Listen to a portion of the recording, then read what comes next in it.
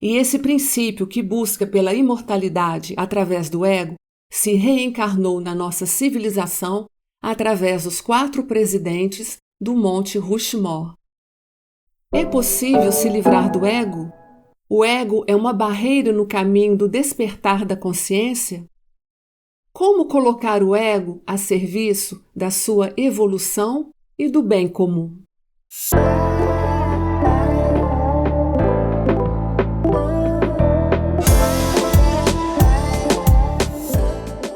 A existência humana está intimamente ligada à autoconsciência, e essa consciência não pode ser separada da experiência da encarnação. O homem é a criatura da Terra que tem a experiência mais forte, mais marcante, porque ele tem o poder de ser um criador. A experiência da encarnação implica necessariamente o surgimento e até mesmo o crescimento de um ego. Na infância, nós somos inconscientes dessa individualidade que é o ego, e há pessoas que, mesmo na idade adulta, funcionam de forma extremamente coletiva e inconsciente. Quanto mais você se desenvolve e se percebe como uma individualidade, o ego cresce dentro de você.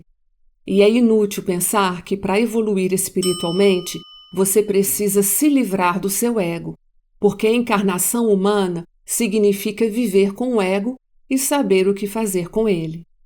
Você não pode se livrar do ego, mas você pode educá-lo. O ego é a identidade que temos na nossa encarnação. É o seu nome, a sua nacionalidade, a sua profissão, a sua cultura, a sua religião, as suas crenças e os conceitos que você carrega. Tudo isso te dá uma representação de você mesmo e você vive com ela. As experiências que você vive amadurecem a percepção que você tem de você mesmo.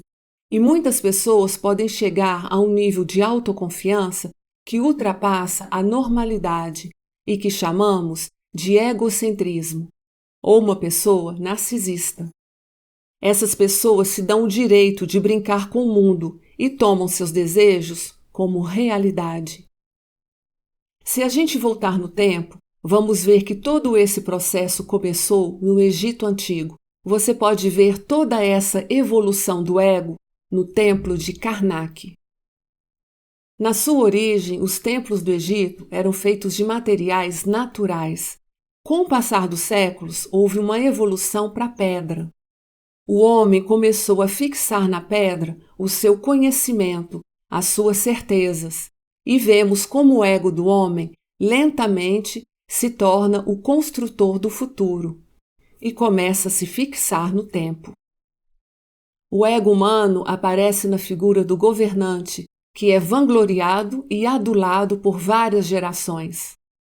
A vaidade é tão exagerada que esses homens vão buscar pela imortalidade através das construções que vão realizar, como foi o caso de Ramsés II, que construiu o templo de milhões de anos, onde ele foi representado como um deus que guarda as mensagens eternas.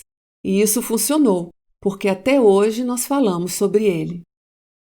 E esse princípio que busca pela imortalidade através do ego se reencarnou na nossa civilização através dos 4 presidentes do Monte Rushmore. Você realmente vê o ego gravado na pedra. É o humano que se apaixona por si mesmo, como Narciso. E você vê todo esse processo saindo do Egito. O ego individual do homem adquire seu pleno significado e maturidade quando começa concretamente a participar da cocriação da harmonia junto com as montanhas, as plantas e os animais.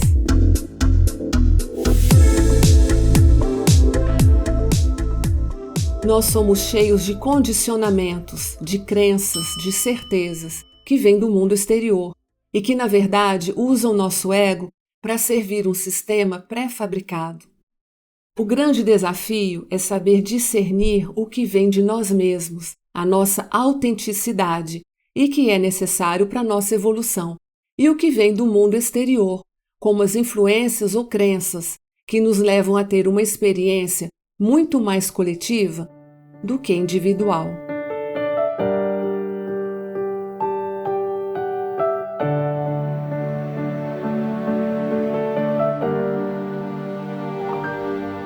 Et donc tout le défi de l'expérience de l'incarnation humaine, c'est celle de ce paradoxe entre être une créature parmi d'autres et en même temps développer, faire grandir à l'intérieur de soi cette conscience d'être un moi, un je différent des autres.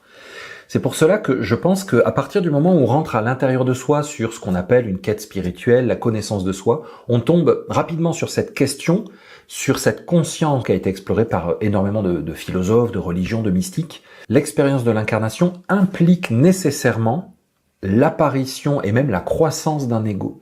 Plus l'être se développe, plus il peut prendre conscience de lui-même. Le pendant de cette croissance personnelle, de ce développement personnel, c'est l'augmentation de la perception de soi et donc l'augmentation de la place que prend cet ego par rapport à une expérience collective.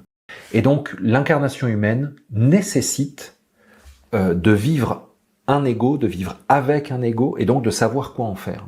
On ne peut pas faire autrement et je pense que vouloir faire fondre, faire disparaître, annihiler l'ego serait absurde parce qu'il nécessiterait une régression de la conscience à l'intérieur du corps et un abandon de l'expérience d'être un être humain finalement. O ego foi dado ao homem como uma bússola que pode te guiar para que você nunca se esqueça que o propósito da existência é ser uma individualidade que participa da harmonia da criação e o critério fundamental é estar conectado à Terra, pois é ela que te mostra o que é real e o que é verdade.